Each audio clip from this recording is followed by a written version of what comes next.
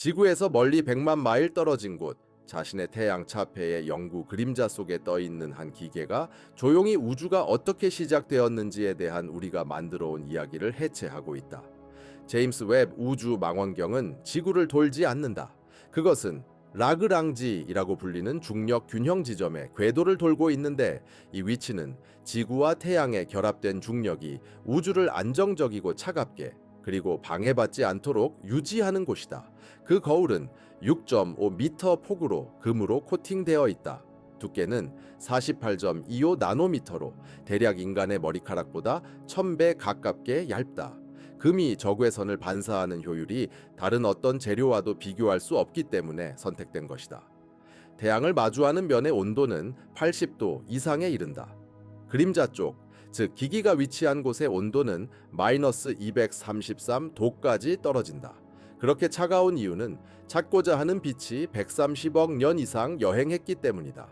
우주의 팽창으로 인해 가시광선 파장에서 희미한 적외선 속삭임으로 늘어난 빛이 존재하는 가장 차가운 기기만이 감지할 수 있는 신호로 전환된 것이다.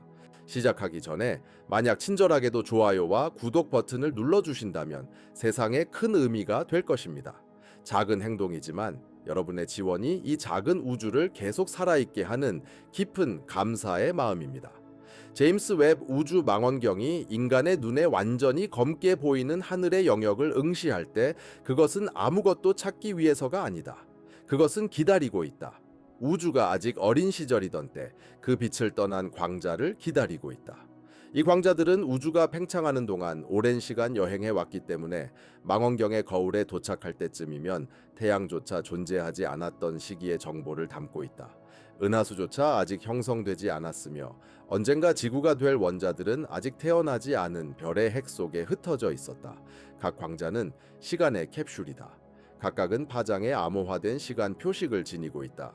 광자가 방출된 이후 우주가 얼마나 팽창했느냐에 따라 그 파장은 더 크게 늘어난다.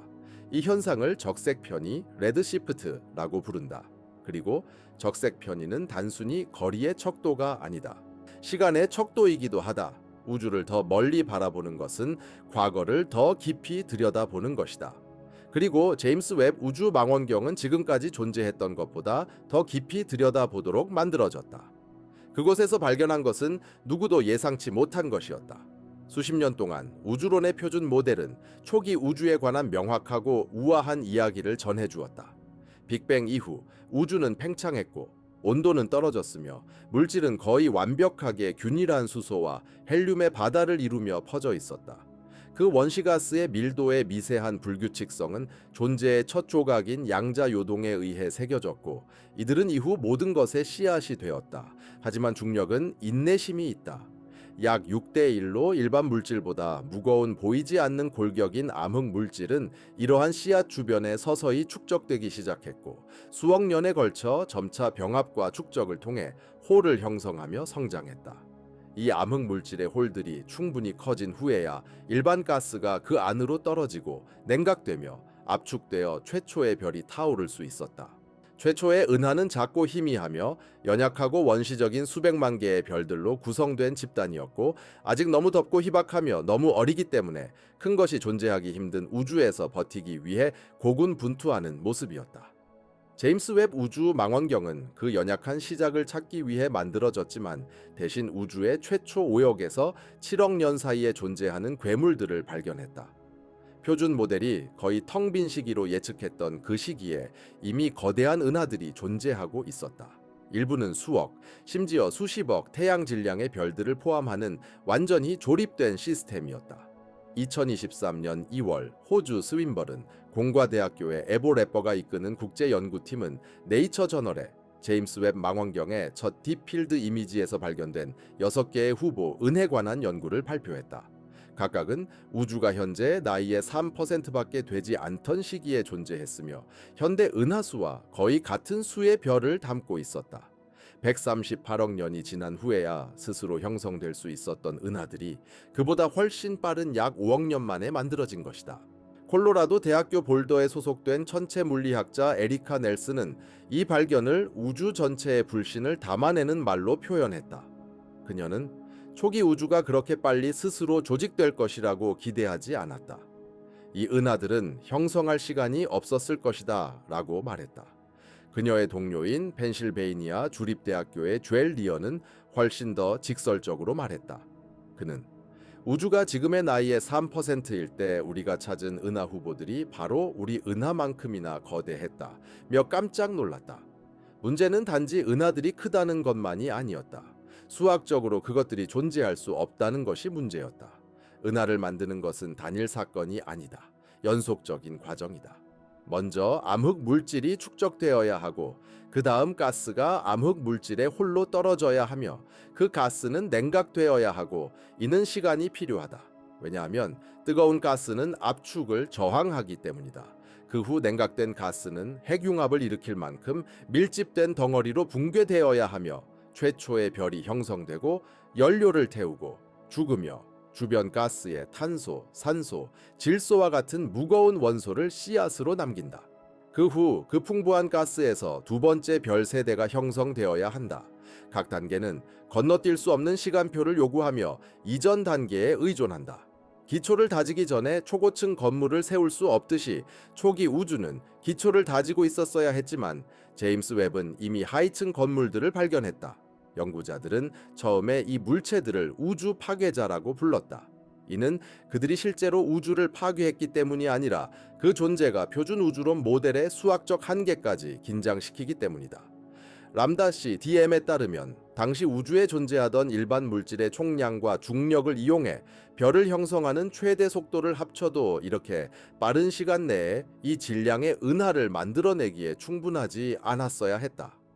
어떤 경우에는 질량 추정치가 이 초기 은하들이 일반 물질의 공급량보다 더 많은 별을 포함하고 있다고 암시하기도 했다.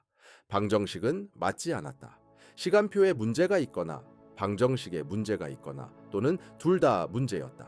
과학계는 언제나 그렇듯이 불가능에 직면했을 때 질문했다. 측정을 의심하기 시작한 것이다. 아마도 은하들이 보이는 것만큼 무거운 것이 아닐지도 모른다. 아마도 빛이 중간에 있는 은하단의 질량에 의해 그 왜곡된 것일지도 모른다. 아마도 먼지 때문에 빛이 더 밝게 보였던 것일 수도 있다. 아마도 측정기기가 오차를 갖고 있었던 것일지도 모른다. 가능한 모든 오류 원인을 검토했고 일부 수정이 도움이 되었다. 2025년 11월에 텍사스 대학교 오스틴 캠퍼스의 캐서린 체로프스키가 발표한 연구에 따르면 지나치게 무거운 것처럼 보인 일부 은하는 사실 활발히 먹이를 섭취하는 초거대 블랙홀을 품고 있었던 것으로 보인다. 이 블랙홀로 떨어지는 가스의 마찰은 엄청난 열과 빛을 생성하며 이는 은하를 별빛만으로는 설명하기 어려울 정도로 훨씬 더 밝고 무거운 것처럼 보이게 만든다. 이로 인해 가장 극단적인 질량 추정치가 낮아졌다. 우주 파괴자들은 다소 덜 극단적으로 보이게 되었지만 사라지지는 않았다. 블랙홀 기여를 보정한 후에도 초기 우주는 여전히 표준 모델이 예측하는 것보다 약 2배 더 많은 무거운 은하를 포함하고 있었다. 긴장은 완화되었지만 해결되지 않았다. 그리고 2025년 8월 미주리 대학교 연구팀은 웹데이터를 활용해 초기 우주에서 설명이 어려운 300개의 이상하게 밝은 물체를 발견했다. 300개, 6개가 아니었다. 패턴은 축소되지 않고 성장하고 있었다. 초기 우주는 텅 비어 있지 않았고 어둡지도 않았으며 연약하지도 않았다. 빛나고 붐비며 믿기 어려울 정도로 분주했다. 그리고 어떻게 그렇게 빠르게 그 상태가 되었는지 완전히 설명하는 사람은 없었다. 은하는 초기 우주에서 발견된 유일한 불가능한 것들이 아니었다. 이미 완전히 형성되어 있고 이미 물질을 적극적으로 섭취하며 이미 수십억 태양과 같은 광휘를 내뿜고 있는 초거대 블랙홀들이 그 중심에 있었다. 그리고 그것들이 그곳에 있을 이유는 없었다. 블랙홀은 원리상 복잡하지 않다. 중력이 너무 강해져서 빛도 방사선도 어떤 정보도 빠져나올 수 없는 공간의 영역이다. 이는 거대한 별이 핵연료를 소진하고 자신의 무게로 붕괴할 때 형성된다. 핵이 붕괴되고 외부층은 초신성 폭발로 날아간다. 남는 것은 별 크기 블랙홀로 보통 태양 질량의 5배에서 50배 정도 되는 물체다. 이 별 잔해들은 실제 존재한다. 이들은 리고와 빅토리아 같은 중력파 관측소를 통해 수십 개가 검출되었으며 두 블랙홀이 충돌하고 합쳐질 때 발생하는 공간 시간의 잔물결을 기록한다. 하지만 별 크기 블랙홀이 초거대 블랙홀과 동일하지 않다. 은하 중심에 있는 블랙홀은 태양의 수백만에서 수십억 배의 질량을 가지고 있다. 우리 은하인 궁수자리 A스타의 초거대 블랙홀은 약 400만 태양 질량에 달한다. 2019년 이벤트 호라이즌 망원경이 최초로 직접 영상화한 은하인 메시의 87의 중심에 있는 블랙홀은 약 65억 태양 질량이다. 이 물체들은 단순히 별 크기 블랙홀의 더 큰 버전이 아니다. 완전히 다른 범주의 중력 괴물이다. 초거대의 블랙홀이 어떻게 형성되는지에 대한 질문은 수십 년 동안 천체 물리학에서 가장 깊은 미해결 문제 중 하나였다. 표준 경로는 별 크기 블랙홀에서 시작한다. 아마도 거대한 별이 해결료를 소진한 후 남긴 20 또는 30 태양 질량일 것이다. 이 씨앗은 주변 가스와 물질을 섭취하며 성장한다. 물질이 블랙홀 쪽으로 떨어지면 이를 감싸는 소용돌이치는 초고온 가스 원반인 적대반 아크레션 디스크이 형성된다. 디스크 내 마찰은 엄청난 온도를 만들어내며 때로는 수억 도에 달하는 온도를 생성하고 강렬한 방사선을 방출하여 모든 방향으로 뻗어나간다. 이 방사선은 문제를 야기한다. 들어오는 가스의 반대 방향으로 밀어내기 때문이다. 적대반이 밝을수록 더 강하게 밀어낸다. 블랙홀이 물질을 섭취할 수 있는 이론적 최대 속도가 있다. 이는 중력의 인력과 방사압의 반작용 사이의 균형에 의해 결정된다. 이를 에딩턴 한도 에딩턴 리밋이라고 부르며 영국 천체 물리학자 아서 에딩턴의 이름을 딴 것이다. 에딩턴 한도에서 먹이를 섭취하는 블랙홀은 대략 수천만 년마다 질량이 2배로 늘어날 수 있다. 빠르게 들리지만 충분히 빠른 것은 아니다. 20 태양 질량의 씨앗이 에딩턴 한도에서 시작해 10억 태양 질량에 도달하는 데 걸리는 시간은 가장 관대하게 가정하더라도 약 8억 년이다. 이것이 절대 최소 시간이다. 실제로 블랙홀은 계속해서 에딩턴 한도에서 먹이를 섭취하지 않는다. 병합, 방사선 피드백, 주변 매질의 난류 등으로 공급이 차단되기 때문이다. 현실적인 성장 시간은 훨씬 더 길다. 그런데도 제임스 웹 우주망원경은 우주가 5억 년도 차에 되기 전에 이미 수백만 태양 질량에 달하는 초거대 블랙홀을 발견했다. 일부 관측은 이를 훨씬 더 앞서서 보여주고 있다. 2025년 8월 마드리드의 천체생물학 센터에서 파블로 페레즈 곤잘레스가 이끄는 팀은 적색편이 17과 25에서 빛의 근원을 발견했다고 보고했으며 이는 우주가 불과 1억에서 2억 년밖에 되지 않았던 시기에 해당한다. 이것은 웹이 적색편이 25에서 이룬 가장 깊은 관측이다. 그때 우주는 대략 1억 년밖에 되지 않았다. 최초 별들이 겨우 형성되었을 시간에 불과했고 그것이 살거나 죽고 블랙홀 씨앗을 남겨 성장할 여유는 거의 없었다. 그런데도 푸른 자외선 광원에 근원이 있었다. 바로 최초의 거대한 별이나 적극적으로 먹이를 빨아들이는 블랙홀이 만들어낼 만한 빛이었으며 표준 모델이 어둠이라고 예상하는 시대에 빛나고 있었다. 수학적으로도 맞지 않는다. 최초 별이 형성된 후에 별의 질량 씨앗으로 시작하여 이론상 허용된 최대 속도로 먹이를 공급하며 주어진 시간 내에 초대 질량 블랙홀에 도달하는 것은 불가능하다. 우주는 충분히 오래되지 않았다. 무언가 다른 일이 일어났음이 분명하다. 그리고 그 무언가의 유력한 후보들은 각각 독특한 방식으로 비범하다. 첫 번째 가능성은 직접 붕괴이다. 별이 죽어서 형성되는 대신 초대형 원시 가스 구름이 직접 중력 붕괴를 일으켜 초대형 블랙홀을 형성할 수 있다. 별 형성이나 중간 단계 없이 수십만 태양 질량의 수소와 헬륨 구름이 한 번의 치명적인 사건으로 바로 블랙홀로 붕괴하는 것이다. 이는 매우 특정한 조건을 필요로 한다.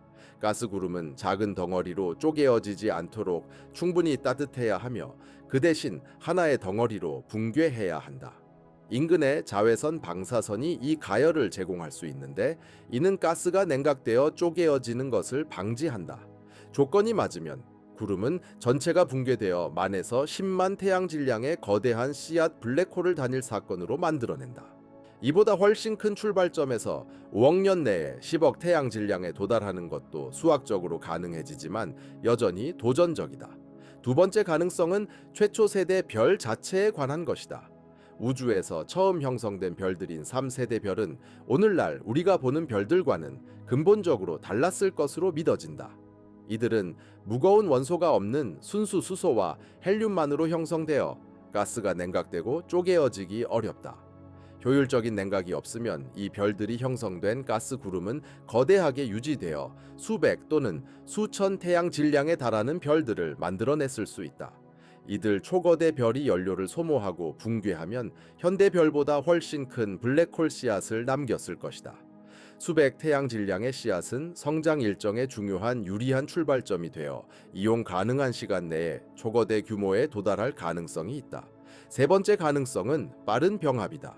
밀집되고 치밀했던 초기 우주에서는 모든 것이 더 가까이 있었고 충돌률도 오늘날보다 훨씬 높았다. 블랙홀은 주로 가스를 먹으며 성장하는 것이 아니라 서로 충돌하고 흡수함으로써 커졌을 수 있다. 두 개의 블랙홀이 근접하여 나선 운동을 하며 합쳐지고 더 큰 블랙홀이 또 다른 블랙홀과 합쳐지며 성장한다. 충분히 밀집한 환경에서는 이 병합의 연쇄는 단순한 물질 흡수보다 훨씬 빠른 속도로 질량을 늘릴 수 있다. 이미 그래버스파인 검출 장치들은 현대 우주에서 블랙홀 병합이 일어난다는 것을 확인한 바 있다. 초기 우주에서는 밀도가 훨씬 높았기 때문에 병합률은 더욱 놀라웠을 것이다. 2025년 9월 또 다른 발견이 그 미스터리에 새로운 층을 더했다. 천문학자들은 웹 데이터를 이용해 작은 붉은 점이라고 부르는 천체들을 발견했다고 보고했다. 이들은 초기 우주 곳곳에 흩어진 극도로 붉은색을 띤 컴팩트한 근원들이었으며 일반 은하나 일반 퀘이사와는 다른 특성을 보였다. 추가 분석에 따르면 이 작은 붉은 점들 중 일부는 은하가 아닐 수도 있다. 완전히 새로운 유형의 천체일 가능성이 있다. 블랙홀 별은 이론상 가설로 거대한 블랙홀이 부풀어 오른 빛나는 가스 외피의 중심에 자리 잡아 알려진 어떤 천체와도 일치하지 않는 특성을 발산하는 존재이다. 만약 이 천체들이 존재한다면 그것은 아무도 예상하지 못했던 형성 경로를 보여주는 것이며 제임스 웹 우주망원경이 관측한 것 때문에 교과서에 등장하게 된 새로운 유형의 천체다. 이 설명들 중 어느 것도 확정된 것은 아니며 배제할 수도 없다. 분명한 것은 블랙홀 성장의 표준 이야기인 서서히 꾸준히 작은 별 씨앗에서의 제한된 흡수만으로는 웹이 목격하는 현상을 설명할 수 없다는 점이다. 초기 우주에서는 무언가가 일어나 블랙홀이 우리의 모델이 허용하는 것보다 훨씬 빠르게 성장했어야 한다. 그 무언가가 직접 붕괴였든 초거대 별이었든 과도한 병합이었든 아니면 아직 이름조차 붙지 않은 전혀 새로운 천체였든 결과는 같다. 초기 우주는 우리가 상상했던 어둡고 조용하며 느리게 형성되는 곳이 아니었다. 그것은 공장과 같았으며 무엇을 만들고 있었던지 우리의 방정식이 설명할 수 없는 속도로 만들어내고 있었다. 불가능할 것 같은 은하들과 블랙홀들은 자체로는 불안하게 느껴졌지만 그것들은 개별적인 광점들에 불과했고 광대한 어둠 속의 점들이었다. 이들은 원칙적으로 이상치, 통계적 우연 혹은 비정상적으로 밀집된 공간에서 드물게 발생하는 사건들로 설명될 수도 있었다. 과학계는 그런 가능성을 받아들일 용의가 있었다. 그러나 그것이 불가능하다고 여겨지게 된 것은 이 천체들이 우주의 어느 곳에 흩어진 것이 아니라 특정한 공간 패턴을 이루고 있다는 사실이 밝혀졌기 때문이다. 그들은 조직되어 있었고 연결되어 있었으며 매우 크고 성숙한 구조물들이 서로 엮여 있어서 웹이 그들을 발견한 시대 이후 수십억 년 동안 존재하지 않았어야 했다. 가장 큰 규모에서 우주는 균일한 은하수의 수프가 아니며 텅 빈 공간을 떠다니는 것이 아니다. 그것은 웹이며 광범위하게 서로 연결된 섬유망의 네트워크로 긴 물질의 가닥들이 수천만에서 수억 광년에 걸쳐 뻗어 있고 은하단이 형성되는 조밀한 결절점에서 교차하며 거의 아무것도 존재하지 않는 거대한 공허로 나뉘어 있다. 이 구조를 우주 웹, 코스믹 웹이라고 부른다. 이는 수십 년 전 우주론적 시뮬레이션에 의해 예측되었으며 직접 관측되기 훨씬 이전에 예측된 것이었다. 그 예측은 우아했다. 빅뱅 이후 암흑물질은 인플레이션 동안 새겨진 작은 밀도 변동에 반응하여 천천히 축적되었고 일반 물질을 끌어당기며 함께 모였다. 수십억 년에 걸쳐 중력은 처음에 평평했던 물질의 분포를 오늘날 우리가 보는 섬유 구조로 깎아내었다. 물질은 채널을 따라 흐르듯 이 섬유를 따라 이동했고 교차점에서 은하를 공급하며 그 사이의 공간을 공허로 흘려보냈다. 우주웹은 시간이 걸릴 것으로 예상되었으며 수십억 년의 중력 작용을 통해 조밀한 지역과 빈 공간을 천천히 분리시키고 결국 은하들이 모여 형성될 발판을 서서히 쌓아 올릴 것이라고 여겨졌다. 그런데도 불구하고 제임스 웹 우주망원경은 우주가 아직 어렸을 때 이미 그것이 자리 잡고 있는 것을 발견했다. 가장 눈에 띄는 예 중 하나는 천문학자들이 우주 포도나무 코스믹 바인이라고 이름 붙인 구조이다.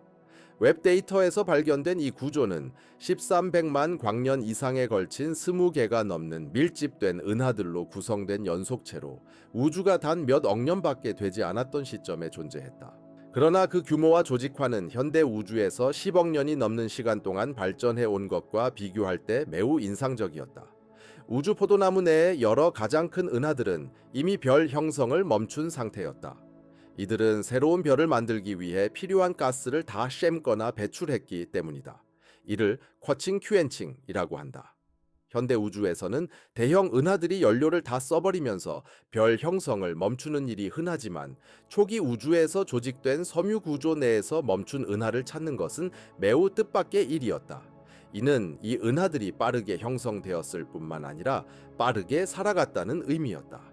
이들은 현대 우주의 은하들이 적어도 수십억 년이 걸려 형성하는 동안 그보다 훨씬 짧은 시간에 별 형성 물질을 모두 태워버린 것이다. 이미 나이 들었고 이미 은퇴했으며 이미 끝내버린 미성숙의 시기를 겨우 벗어난 우주에서 이미 성숙한 상태였다. 웹 데이터를 활용하여 천문학자들은 지금까지 만들어진 것 중 가장 깊은 은하군 목록을 작성했는데 1600개 이상의 은하군과 원시 군집이 약 120억 년 전부터 몇 억 년 전까지를 아우른다. 이 군집들은 오늘날의 대형 은하단의 기본 구성 요소를 나타낸다. 예를 들어 코마 군집, 버지니아 군집, 수천 개의 은하를 포함하고 태양 질량의 수조 배에 달하는 거대한 중력 결합 구조물이다. 웹의 목록은 이러한 기본 단위들이 표준 모델이 편안하게 허용하는 것보다 훨씬 이른 시기에 이미 형성되기 시작했음을 보여주었다. 서로 다른 거리의 군집들을 비교함으로써 우주 역사의 서로 다른 시기에 해당하는 구조 형성 과정을 마치 시간 경과처럼 관찰할 수 있었다. 초기 군집들은 혼란스러워 보였으며 별 형성은 격렬하고 폭력적이었다. 이후 군집들은 점점 더 질서전견해지고 형태는 부드러워지며 중력이 더 안정된 리듬으로 자리 잡으면서 성장이 느려졌다. 수십억 년에 걸친 우주 진화 과정을 이처럼 연속적으로 관찰하는 것은 웹 이전에는 불가능했다.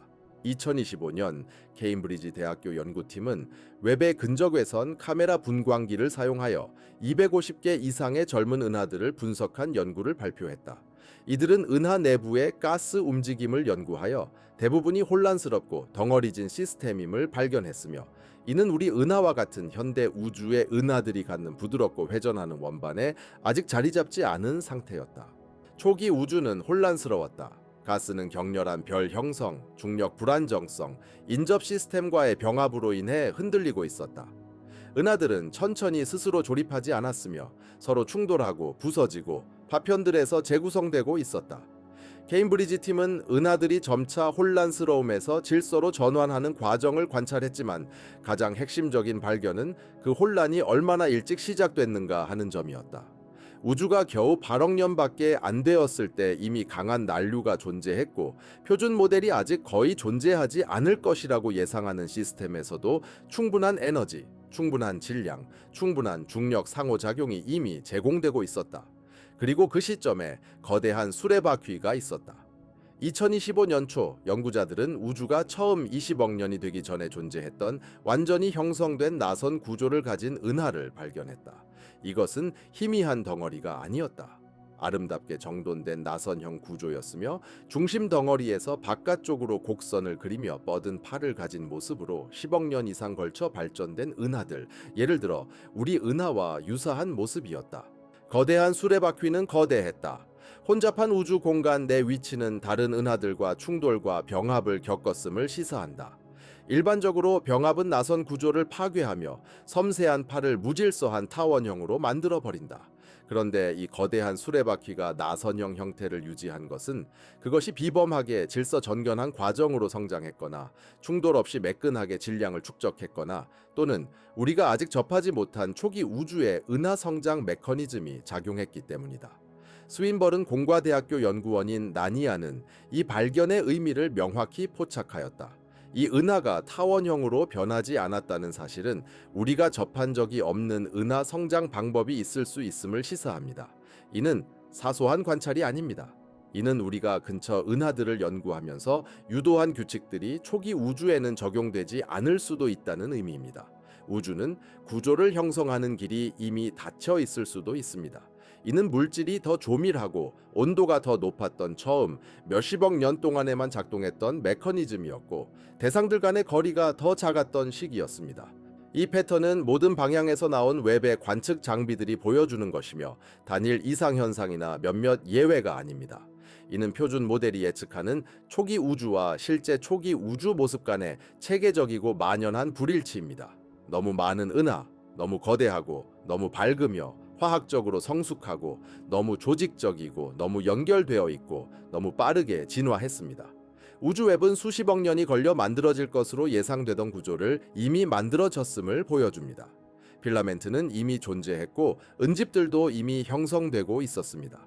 그 은하들 내부는 별을 더 이상 생성하지 못할 만큼 빠르게 진화하여 연료를 소모했습니다. 우주의 구조는 방정식이 불가능하다고 말하는 일정에 따라 조립되었습니다. 그리고 이것은 어떤 개인적인 관찰보다 더 깊은 의문을 제기합니다. 만약 우주가 중력만으로는 설명할 수 없는 속도로 가장 큰 구조들을 형성했다면 그 이유는 두 가지입니다. 하나는 초기 우주에서 중력이 오늘날과 다르게 작용했거나 아니면 다른 힘이나 알 수 없는 메커니즘, 방정식에 숨겨진 변수들이 모든 것을 더 빠르게 조립하게 만들었기 때문입니다. 그 무엇이든 간에 웹은 그것을 아직 규명하지 못했지만 무시할 수 없게 만들었습니다. 초기 우주는 기초를 놓는 것이 아니라 성당을 건설하는 것이었습니다. 그리고 그것이 사용했던 설계도는 지금까지 우리가 쓴 교과서 어디에도 나타나지 않습니다. 우주에는 벽이나 경계, 물리적 장애물과는 상관없는 경계가 존재합니다. 그것은 정보의 경계, 즉 어떤 것도 결코 볼 수 없는 지평선입니다.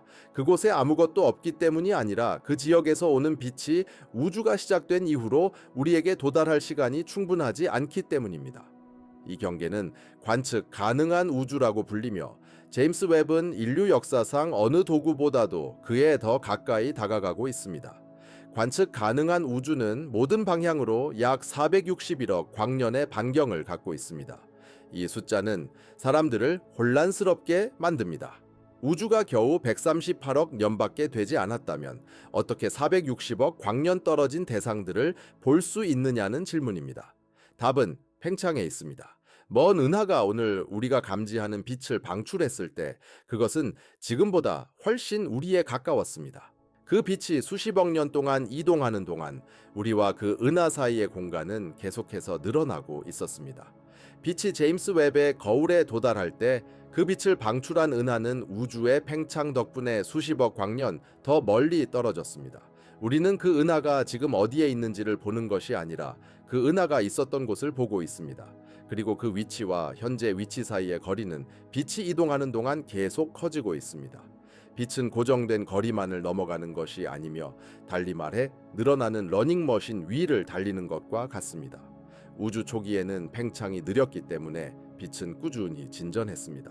시간이 흐르면서 암흑 에너지라는 신비한 힘에 의해 팽창이 가속화되었고 이는 우주의 전체 에너지 가운데 약 68%를 차지합니다.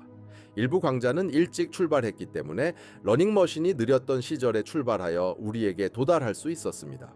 다른 광자들은 조금 더 먼 은하에서 또는 조금 더 늦게 방출되어 절대 도달하지 못할 것입니다. 우리와 그들 사이의 공간은 빛이 건너갈 수 있는 속도보다 더 빠르게 팽창하고 있기 때문입니다. 이는 어떤 것도 빛보다 빠르게 우주를 가로지를 수 없기 때문이 아니라 공간 자체가 그 속도 제한에 구애받지 않기 때문입니다. 공간은 어떤 속도든지 확장할 수 있으며 어느 일정 거리 이상에서는 빛이 그 거리를 넘어가기도 전에 더 빨리 늘어나기 시작합니다. 그 지역들은 사라졌으며 일시적인 것이 아니라 영구적입니다. 그곳에서 오는 신호는 절대 지구에 도달하지 않을 것이며 아무리 첨단 기술을 갖추더라도 이를 바꿀 수 없습니다. 이것은 공학적 한계가 아니라 물리학의 법칙입니다. 이는 매우 불안한 상황을 만듭니다. 관측 가능한 우주, 즉 461억 광년의 거리 전체가 거의 확실히 전체 우주의 일부에 불과하기 때문입니다. 우리는 이것을 우주가 우리가 관측하는 모든 방향에서 본질적으로 동일하게 보이기 때문에 압니다. 우주 배경 복사는 거의 균일하며 은하의 분포도 경계 쪽으로 희미해지지 않습니다. 우주의 끝이나 벽, 멈춰 있는 곳이 있다는 어떤 징후도 없습니다. 만약 공간이 우리의 시야 너머에서 끝난다면 이 평탄함은 불가능했을 것입니다. 우주는 우주 지평선 너머까지 뻗어 있습니다. 얼마나 멀까요? 아무도 모릅니다. 일부 모델은 관측 가능한 부분보다 수백 배 더 클 수 있다고 제시하며 다른 모델은 무한하다고 합니다. 어쨌든 존재하는 거의 모든 것들은 영구히 우리에게 숨겨져 있으며 상황은 점점 더 나빠지고 있습니다. 암흑 에너지는 우주의 팽창을 가속화하고 있으며 이는 우주 지평선이 정적이지 않음을 의미합니다. 공간이 더 빨리 늘어남에 따라 현재 우리가 볼 수 있는 은하들도 결국 지평선을 넘어가게 될 것입니다. 그 빛은 점점 더 긴 파장으로 늘어나 적색편이 되어 적외선, 마이크로파, 라디오파로 이동합니다. 너무 희미하고 늘어나서 어떤 상상 가능한 장비로도 감지할 수 없게 될 것입니다.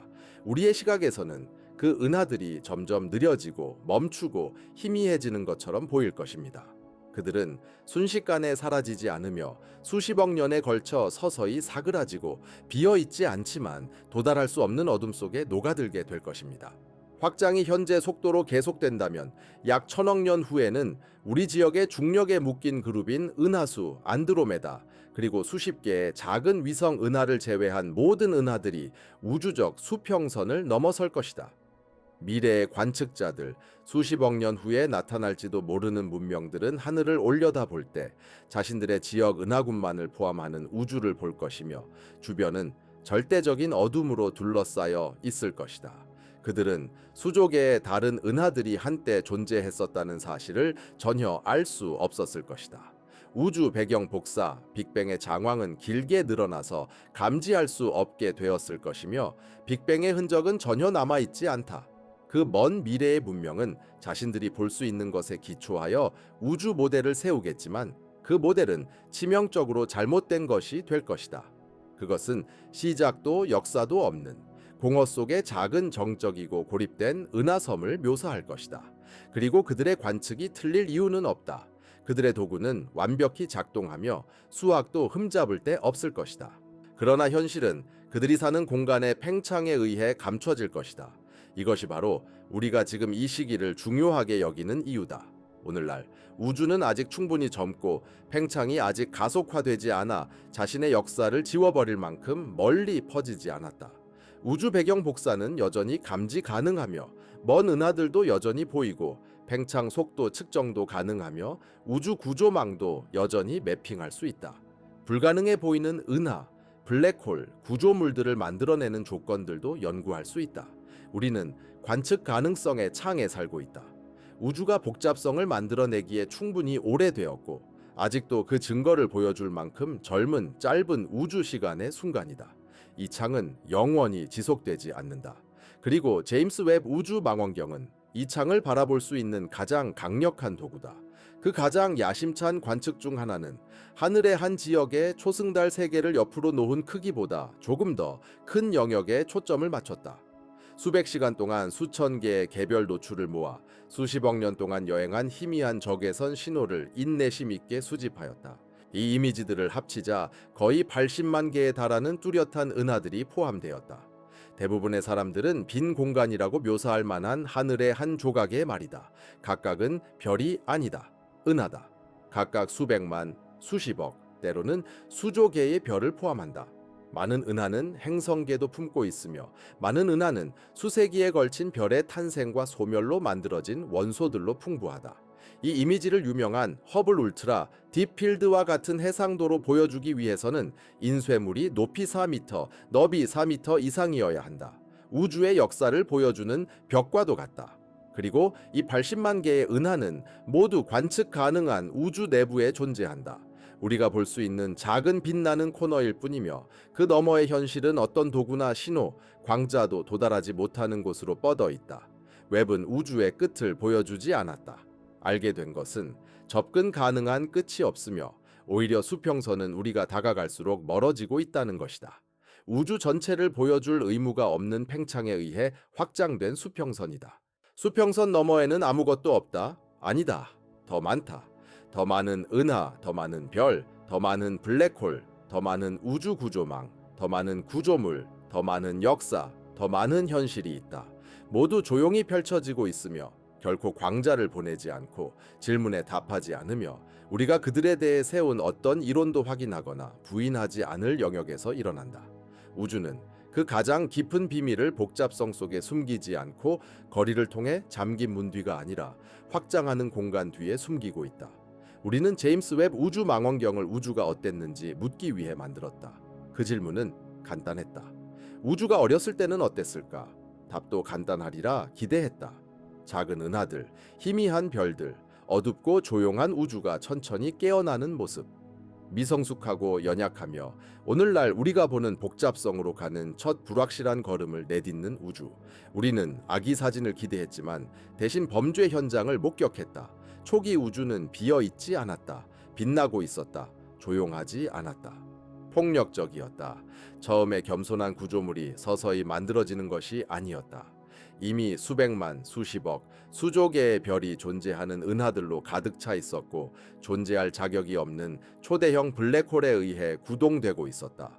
수십억 년이 더 걸려야 형성될 법한 섬유질 구조로 조직되어 있으며 우리가 새롭게 만들어야 했던 이상한 대상들로 가득 차 있었다.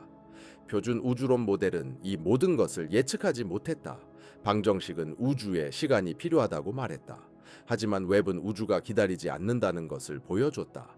이것이 표준 모델이 틀렸다는 의미는 아니다. 중요한 구별이다. 일반 물질, 암흑 물질, 암흑 에너지, 그리고 우주의 팽창을 설명하는 프레임워크인 CDM 이론은 여전히 가장 성공적인 우주론적 모델이다. 그것은 우주 배경 복사를 놀라운 정밀도로 예측했고 은하들의 대규모 분포를 정확히 기술했으며 우주의 가속 팽창도 설명했다. 이 업적들은 작은 것이 아니다. 현대 우주론의 기초다. 웹이 보여준 것은 기초가 무너졌다는 것이 아니라 기초가 불완전하다는 것이다. 비유하자면 잘못된 답이 아니라 일부 답이다. 대륙의 지도를 생각해보자. 그 지도는 해안선, 주요 강, 산맥을 정확히 묘사한다. 그 위를 항해할 수 있고 예측도 가능하다. 하지만 전에 방문하지 않은 외딴 지역으로 가면 지도에 없는 숲이 있고 강이 지도와 다른 방향으로 흐르며 산맥 대신 평야가 펼쳐진 곳을 발견할 것이다. 지도는 이미 설명한 장소들에 대해 틀리지 않았지만 더 멀리 탐험할수록 오직 탐험을 통해서만 드러나는 특징들은 빠져 있다. 웹은 미지의 영역에 도달한 탐험이며 그 영역은 지도와는 다르게 보인다. 빠진 특징들은 장식적인 것이 아니며 구조적인 것이다. 만약 초기 우주가 우리의 모델이 허용하는 것보다 더 효율적으로 별을 형성했다면 극한 조건 해서 가스가 별로 전환되는 속도를 수정할 필요가 있다. 만약 초거대 블랙홀이 5억 년 이내에 수십억 태양 질량에 도달할 수 있다면 블랙홀 형성과 성장의 메커니즘에는 아직 우리가 포함하지 못한 경로들이 필요하다. 직접 붕괴, 초거대 1세대 별, 밀집 환경에서의 빠른 병합, 블랙홀 별 등이 그것이다. 이 중 일부는 웹 이전에도 존재했었다. 웹이 한 일은 그것들을 추측 가능성에서 관측 가능성의 필수 조건으로 전환시킨 것이다. 데이터가 그것들을 요구한다. 오래된 경로들만으로는 충분하지 않다. 새로운 경로들이 존재해야 한다. 우리는 아직 찾지 못했을 뿐이다. 그리고 더 깊은 함의는 은하와 블랙홀을 넘어 확장된다. 우주의 가장 큰 구조인 우주 웹, 모든 것이 매달려 있는 골조는 우주가 아직 어렸을 때 이미 짜여 있었다. 수백만 광년에 걸친 필라멘트들, 이미 형성되고 있는 원핵단지들, 조직된 구조 내에서 이미 억제되고 있는 은하들. 만약 이 골조가 모델이 예측하는 것보다 더 일찍 자리 잡았다면 초기 우주에서 암흑 물질과 일반 물질 간의 상호작용은 우리가 가정했던 것보다 더 효율적이었을 것이다. 암흑 물질의 헤일로는 더 빠르게 형성되었을 수 있고 가스는 더 빨리 냉각되었을 수 있으며 중력 붕괴는 우리가 아직 제대로 모델링하지 못한 조건에서 진행되었을 것이다. 우주 구조 형성의 전체 타임라인이 축소되어야 할지도 모른다. 포기하는 것이 아니라 압축하는 것이다. 우리가 수십억 년 걸릴 것이라고 생각했던 사건들이 수백만 년 만에 일어났을지도 모른다. 우주는 같은 프로그램을 더 빠르게 실행했을 뿐이다. 이것은 암흑 에너지에도 영향을 준다. 암흑 에너지에 의해 가속된 우주의 팽창은 우리가 관측할 수 있는 현실의 한계를 결정한다. 웹은 우리가 기대했던 것보다 더 풍부하고 더 밀집하며 더 구조화된 관측 가능한 우주를 보여주었다. 만약 관측 가능한 부분이 이렇게 복잡하다면 전체 우주, 즉 우주 수평선 너머의 광대한 영역들은 더욱 압도적으로 복잡할 것이다. 우리는 텅 빈 바다에 흩어진 섬들의 희박한 상해를 보고 있는 것이 아니다. 우리는 모든 방향으로 우리의 시야를 넘어 확장된 대륙의 가장자리를 보고 있다. 그리고 매년 암흑 에너지가 팽창을 가속화함에 따라 그 대륙의 더 많은 부분이 수평선 너머로 사라지고 있다. 우리가 우주를 연구할 수 있는 창은 서서히 닫히고 있다. 빠르게 닫히는 것이 아니라 인간 문명의 중요한 시간적 규모에서는 느리게, 그러나 분명히 닫히고 있다. 웹은 약 20년의 운영 기간을 제공하였다.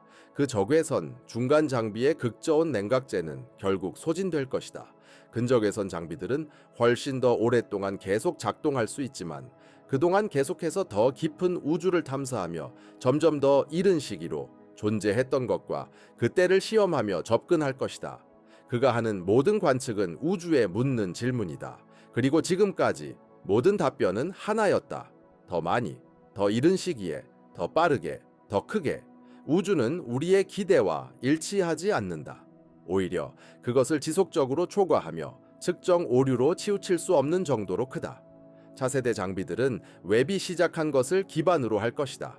가까운 미래에 발사 예정인 낸시 그레이스 로먼 우주 망원경은 웹보다 200배 넓은 시야를 갖춘 광범위한 하늘을 조사하여 은하와 암흑 물질의 분포를 우주 시간에 걸쳐 매핑할 것이다. 현재 칠레 아타카마 사막에서 건설 중인 초거대 망원경은 직경 39m의 주경을 갖추고 먼 은하 속 별들의 스펙트럼을 분석하여 화학 조성과 나이를 정밀하게 측정할 것이다. 베라시 루빈 망원경은 10년에 걸쳐 가시 하늘 전체를 반복적으로 스캔하며 수십억 개의 천체를 목록화하고 변화 과정을 추적할 것이다. 이들 장비는 모두 웹이 시작한 것을 확인하거나 또는 표준 모델의 수정을 강요할 것이거나 또는 이상현상의 근본 원인을 설명하는 체계적 오류를 드러낼 것이다. 어느 쪽이든 우리의 이해는 변화한다. 하지만 지금 이 순간 우리는 데이터에 남아있다. 그리고 그 데이터는 겸허함과 흥분을 동시에 안겨주는 어떤 것을 말한다.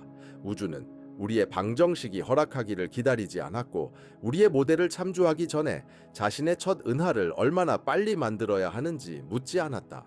최초의 블랙홀을 키우기 전에 에딩턴 한도를 확인하지도 않았다. 구조 형성에 관한 교과서를 읽기 전에 우주 웹을 짜기 전에 간단한 물리 법칙들이 작동하는 조건에서 움직였을 뿐이다. 우리가 아직 완전히 이해하지 못한 조건에서 예상치 못했던 속도로 더 풍부하고 이상하며 더 긴박하게 살아있는 우주를 만들어냈다. 제임스 웹 우주 망원경은 130억 년 전의 우주를 뒤돌아보며 모든 것의 시작을 찾기 위해 만들어졌다. 그리고 그 시작을 찾았다. 하지만 그 시작은 우리가 기대했던 조용하고 어둡고 천천히 깨어나는 새벽이 아니었다. 그것은 불꽃이었고 창조의 폭발이었으며 너무나 강렬하고 빠르게 일어나서 이 현대 물리학의 가장 깊은 가정을 도전하는 것이었다.